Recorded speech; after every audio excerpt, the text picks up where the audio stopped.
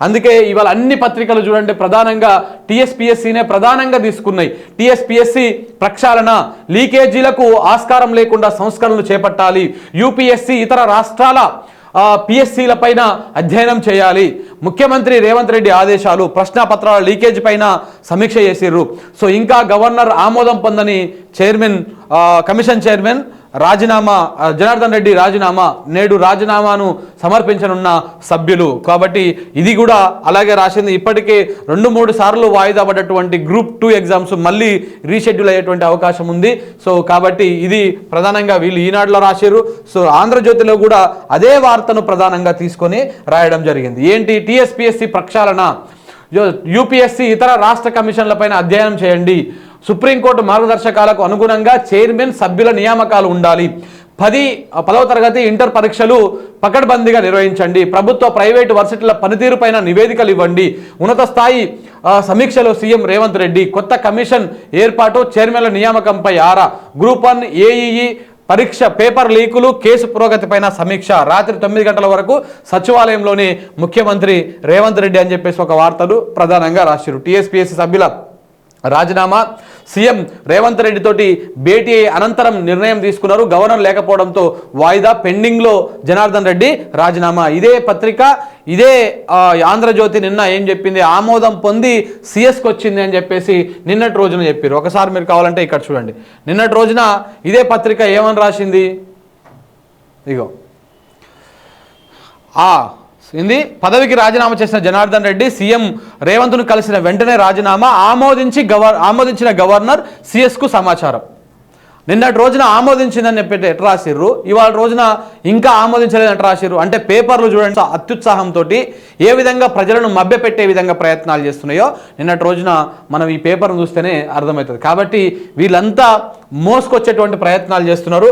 So ఈ మోత నేను మొన్ననే చెప్పిన, కేసీఆర్కు ఒక పేపర్ ఉంటుండే, ఆయన దగ్గరికి సమస్య చేరకుండా ఉంచడం కోసం భజన చేస్తేందుకు ఇవాళ రేవంత్ రెడ్డికి 4 నుంచి అర డజన్ పేపర్లు, డజన్ టీవీలు, 10ల సంఖ్యలో యూట్యూబ్ ఛానళ్ళు తయారైనాయి. ఇవన్నిటికి దూరం పెడితే తప్ప రేవంత్ రెడ్డి ప్రజాపాలన అందించలేడు. పేరులో చెప్పుకున్నట్టుగా భజన చేసుకున్నట్టుగా ఈ ప్రజల దగ్గరికి పాలన పోవాలంటే ఈ భజన పత్రికలను కంట్రోల్ చేసుకోవాల్సినటువంటి అవసరం ఉంది. ఇవాళ ఏమని రాశారు? పెండింగ్లో జనార్దన్ రెడ్డి రాజీనామా అని రాశారు. సో టీఎస్పీఎస్సీ ప్రక్షాళన మీదనే ఫోకస్ చేస్తున్నట్టు ఆంధ్రజ్యోతి కూడా రాసింది. మరొక భజన పత్రిక కాంగ్రెస్ కరపత్రిక అయినటువంటి వెలుగు కూడా ఇది సేమ్ అదే రాసింది. టీఎస్పీఎస్సీ ప్రక్షాళన అని రాసింది. పేపర్ లీకేజ్ పైన సీఎం రేవంత్ సీరియస్ అయ్యిండు, కొత్త కమిషన్ ఏర్పాటుకు గైడ్లైన్స్ రూపొందించండి, యూపీఎస్సీ ఇతర రాష్ట్రాల బోర్డుల పనితీరుపైన అధ్యయనం చేసి రిపోర్ట్ ఇవ్వండి, నోటిఫికేషన్లు ఇచ్చి ఎగ్జామ్స్కు కొత్త డేట్స్ ప్రకటించండి, అవసరమైన వాటికి అనుబంధ నోటిఫికేషన్ ఇవ్వండి, పూర్తయిన పరీక్షలకు రిజల్ట్స్ రిలీజ్ చేయాలని ఆదేశాలు, పేపర్ లీకేజీ కేసును సిబిఐకి అప్పగించేందుకు వెనుకాడబోమని వెల్లడి. సిబిఐకి అప్పగిస్తే ఫస్ట్ బొక్కలోకి అయ్యేది ఈ మహానుభావుడే. సో కాబట్టి ఒకసారి క్లియర్గా ఏంది వార్త అంటే ప్రక్షాళనగా జరగాల్సింది ఇక్కడ ఇది జరగాల. ఫస్ట్ టీఎస్పీఎస్సీ లీకుల లెక్కలు తేలాలే, అప్పటిదాకా రాజీనామాలను ఆమోదించను, జనార్దన్ రెడ్డి రాజీనామాపై తేల్చి చెప్పిన గవర్నర్. టీఎస్పీఎస్సీ చైర్మన్ రాజీనామాపై సడన్ ట్విస్ట్, గతంలో డిఓపిటికి గవర్నర్ లేక స్పందించని అప్పటి ప్రభుత్వం, సీఎం రేవంత్ను కలిసిన వెంటనే రాజీనామా, టాస్క్ పూర్తయింది కాబట్టి రాజీనామాన, జనార్దన్ రెడ్డి వ్యవహారం పైన అనుమానాలు వస్తున్నాయి. లక్షలాది మంది నిరుద్యోగుల ఉసురు పోసుకున్న వ్యవస్థ అది.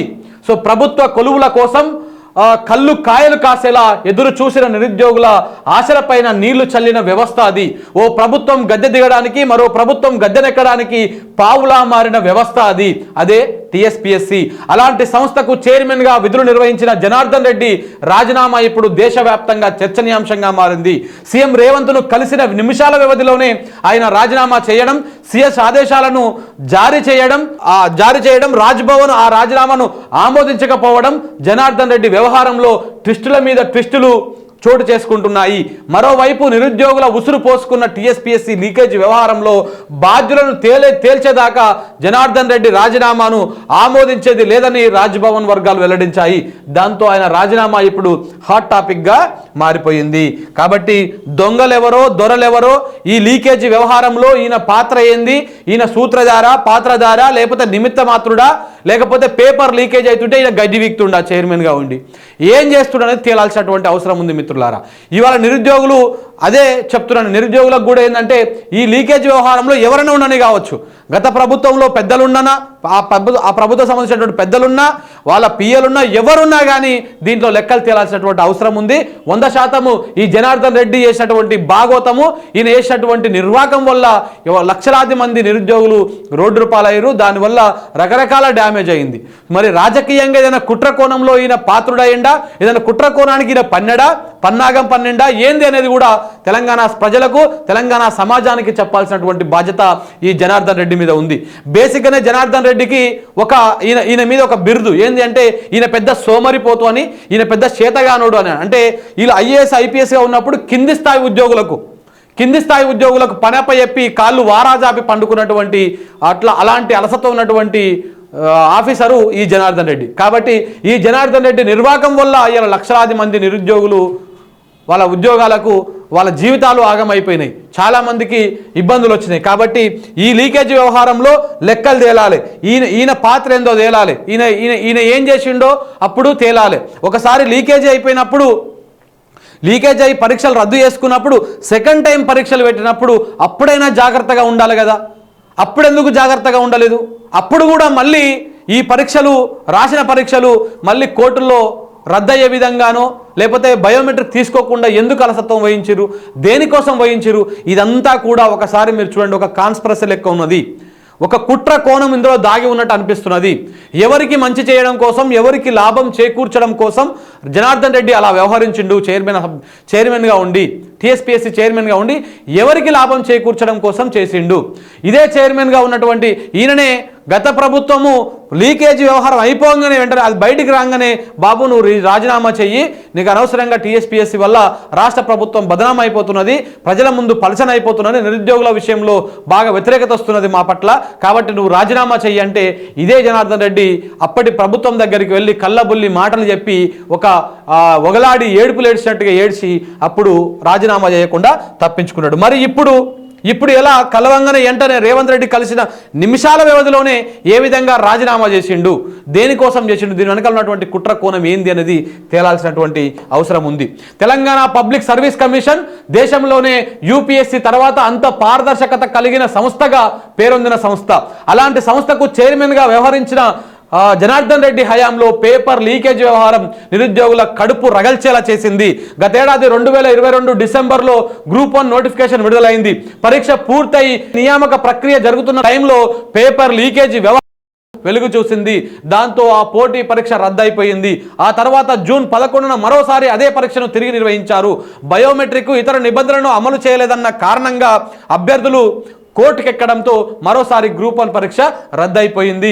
టీఎస్పీఎస్సీ చరిత్రలో ఇంతటి ఘోర పరాభవం ఎదురైంది జనార్దన్ రెడ్డి హయాంలోనే. దాంతో నిరుద్యోగులు ఆత్మహత్యలు, రోడ్డెక్కి ధర్నాలు చేసిన దృశ్యాలు, కొన్ని నెలల పాటు ఉద్యమ స్థాయిలో పోరాడింది యువత. దాంతో జనార్దన్ రెడ్డి ఇప్పుడు రాజీనామా చేయక తప్పలేదు. సో ఆ క్రెడిట్ను రేవంత్ సర్కార్ కొట్టేసే ప్రయత్నం చేసింది. అంతర్గత విషయాలు ఏవీ తెలియని నిరుద్యోగ యువత జనార్దన్ రెడ్డి రాజీనామాతో సంబురాలు చేసుకున్నది. ఈయన రాజీనామా చేస్తే అశోక్ నగర్లో చాలామంది నిరుద్యోగ మిత్రులు సంబరాలు చేసుకున్నారు, టపాకాయలు పేల్చిర్రు. కానీ ఈయన వెనక దాగి ఉన్నటువంటి కుట్ర కోణం, ఈయన దేనికోసమో ఒకసారి లీకేజీకి పాల్పడ్డాడు, ఒకసారి అలసత్వానికి పాల్పడ్డాడు. అది రద్దయ్యే విధంగా బయోమెట్రిక్ తీసుకోకుండా దేనికి ఆ అలసత్వానికి పాల్పడ్డాడు అనేది పాపం ఈ నిరుద్యోగ మిత్రులకు ఎవరికి తెలియకపోవడము అది. సో గతంలో రాజీనామా కోరిన కేసీఆర్ నిజానికి గ్రూప్ 1 పేపర్ లీకేజ్ అయిన మార్చి ఏప్రిల్ నెలలోనే ఆయన రాజీనామా చేసి ఉంటే పరిస్థితి ఇక్కడి దాకా వచ్చేది కాదన్న వాదనలు వినిపిస్తున్నాయి. అప్పటి సీఎం కేసీఆర్ జనార్దన్ రెడ్డిని పిలిచి రాజీనామా చేయమని కోరితే 40 ఏళ్ల తన సర్వీసులో ఈ ఇష్యూ మాయని మచ్చగా మిగిలిపోతుందని, తన కెరియర్ పైన బ్లాక్ మార్క్ పడుతుందని కళ్ళబుల్లి కబుర్లు చెప్పారట. దాంతో మాజీ సీఎం జనార్దన్ రెడ్డి విషయంలో మానవతా దృక్పథంతో చూసి చూడనట్లు వదిలేశారంట. కానీ దాని వెనక కుట్ర కోణం ఇప్పుడిప్పుడే వెలుగు చూస్తుంది. సో రెడ్డి రాజ్య స్థాపన కోసం జనార్దన్ రెడ్డి ఇన్నాళ్ళు ఆ పదవిలో కొనసాగారన్నటువంటి విమర్శలు వినిపిస్తున్నాయి. గవర్నర్ ట్విస్ట్ ఇవ్వడంతో ఒక్కసారి కాదు 2 సార్లు గ్రూప్ 1 పరీక్ష రద్దయింది. ఒకసారి లీకేజ్ వ్యవహారంతో, మరోసారి సరిగ్గా నిర్వహించలేదన్న కారణంతో కోర్టు ఆదేశాలతో రద్దయిపోయింది. ఈ 2 పరిణామాల మధ్య ఏఈ, ఫిషరీసు, హార్టికల్చరు లాంటి 15 దాకా నోటిఫికేషన్లు వాయిదా పడ్డాయి. దాంతో టీఎస్పీఎస్సీని ప్రక్షాళన తర్వాతనే పోటీ పరీక్షలు నిర్వహించాలని తెలంగాణ సమాజం నుంచి, యువత నుంచి డిమాండ్లు వెల్లువెత్తాయి. ప్రభుత్వానికి ప్రతిపక్షాలకు మధ్య పెద్ద యుద్ధమే జరిగింది. ఇంత జరిగినా నైతిక బాధ్యత వహిస్తూ జనార్దన్ రెడ్డి రాజీనామా చేయలేదు. ఎప్పుడు అప్పుడు ఎంత జరిగినా, ఎంత అయినా కానీ ఒక బొమ్మ లెక్క, ఒక రోబో లెక్క ఆడ కూర్చున్నాడే తప్ప ఎప్పుడు కూడా నేను బాధ్యత వహిస్తున్నా, ఇది నా పొరపాటే అని చెప్పేసి వచ్చి రాజీనామా చేయలేదు. ఆ రోజు చేయనటువంటి రాజీనామా ఇవాళ ఎందుకు చేసిండు? ఇవాళ రేవంత్ రెడ్డిని కలవంగానే మరుక్షణమే ఎందుకు రాజీనామా చేయాలన్నటువంటి ఆలోచన ఆయనకు వచ్చింది? దేనికోసం వచ్చింది? ఆయన టాస్క్ కంప్లీట్ అయింది కాబట్టి వచ్చిందా అనేటువంటి అనుమానాలు సహజంగానే వస్తాయి. ఇప్పుడు రేవంత్ సర్కారు కొలువు తీరింది. సీఎం రేవంత్ రెడ్డిని కలిసిన నిమిషాల వ్యవధిలోనే జనార్దన్ రెడ్డి రాజీనామా చేశారు. దాంతో పీడ విరగడైందని నిరుద్యోగులు సంబురాలు చేసుకున్నారు. అయితే గవర్నర్ ట్విస్ట్ ఇవ్వడంతో పరిస్థితి మళ్ళీ మొదటికి వచ్చింది. లీకేజ్ వ్యవహారం, కోర్టు ఆదేశాలతో వాయిదా పడ్డ తీరు, నిరుద్యోగుల ఆత్మహత్యలకు బాధ్యత వహించేది ఎవరో తేల్చకుండా రాజీనామా చేస్తే సరిపోతుందా, రాజీనామా చేసి చేతులు దులుపుకుంటే సరిపోతుందా అని గవర్నర్ సీరియస్ కావడంతో జనార్దన్ రెడ్డి రాజీనామా వ్యవహారం మొదటికి వచ్చినట్టు అయ్యింది. టీఎస్పీఎస్సీ ప్రక్షాళన చేసి బాధ్యులకు శిక్షలు పడిన తర్వాతే రాజీనామా ఆమోదిస్తామని గవర్నర్ చెప్పకనే చెప్పారట. దాంతో రేవంత్ సర్కారు ఇరుకున పడ్డట్టు అయిపోయింది. టాస్క్ పూర్తయింది, అందుకే రాజీనామానా? టీఎస్పీఎస్సీ లీకేజీ వ్యవహారం ఒక్క కాంగ్రెస్కే కాదు, బీజేపీకి, ఇతర పక్షాలకు కలిసి వచ్చింది. ఆ ఇష్యూని కేసీఆర్ ప్రభుత్వంపై యువత, ఒకసారి 2వ పేజీలో కూడా ఉంది, యువత తిరగబడడానికి కారణమైంది. బీఆర్ఎస్ అధికారం నుంచి దిగిపోవడానికి ప్రధాన కారణమైంది. ఆ విషయాన్ని పక్కన పెడితే ప్రభుత్వం మారగానే జనార్దన్ రెడ్డి రాజీనామా చేయడం గమనార్హం. రేవంత్ రెడ్డి రూపంలో ముఖ్యమంత్రి బాధ్యతలు చేపట్టాక టీఎస్పీఎస్సీ చైర్మన్ రాజీనామా చేయడంతో కుట్ర కోణం వెలుగు చూసిందంటున్నారు. టీఎస్పీఎస్సీ చైర్మన్ తప్పించాలంటే, ఒకవేళ ఆయన రాజీనామా చేయకుండా, ఇప్పుడు ఆయన రాజీనామా చేసిండు కాబట్టి ఈ వ్యవహారం అంతా నడుస్తుంది. ఒకవేళ ఆయన రాజీనామా చేయకపోతే ఎట్లా ఆయన తొలగించవచ్చు అంటే ఇది ఇంత పెద్ద వ్యవహారం ఉంటుంది. టీఎస్పీఎస్సీ చైర్మన్ పదవి రాజ్యాంగబద్ధమైనటువంటి పదవి. గవర్నర్ ఆమోదంతో, రాష్ట్రపతి ఉత్తర్వులతో సర్వీసెస్ కమిషన్ చైర్మన్ల నియామకం జరుగుతుంది. ఆయా సంస్థల్లో అవకతవకలు జరిగాయని తేలితే ఆర్టికల్ 61, 1950 ప్రకారము రాష్ట్రపతి చర్యలు తీసుకుంటారు. అది కూడా 2/3 మెజారిటీతో సదరు వ్యక్తులను తొలగించబడతారు. దీన్నే ఇంపీచ్మెంట్ మోషన్ అంటే అభిశంసన అంటారు. సో టీఎస్పీఎస్ చైర్మన్ను ప్రభుత్వాధినేత సలహాలతో నియమించే అవకాశం ఉన్న సదరు వ్యక్తిని తొలగించడం ప్రభుత్వం చేతిలో ఉండదు. అందుకే కేసీఆర్ ప్రభుత్వం జనార్దన్ రెడ్డి వ్యవహారంలో ఏం చేయలేకపోయిందన్న వాదనలున్నాయి. ఇప్పుడు రేవంత్ సర్కారు కొలువు తీరాక ఆయనతో రాజీనామా చేయించడంతో ఈ అంశం రాజకీయంగా ప్రాధాన్యత సంతరించుకున్నది. టీఎస్పీఎస్సీ చైర్మన్ రాజీనామా చేయకుండా, బోర్డు ప్రక్షాళన చేయకుండా నోటిఫికేషన్లు ఎలా అన్నది రేవంత్ సర్కార్ ముందున్న తక్షణ కర్తవ్యం. ఇప్పుడు మీకు అర్థమైంది అనుకుంటా.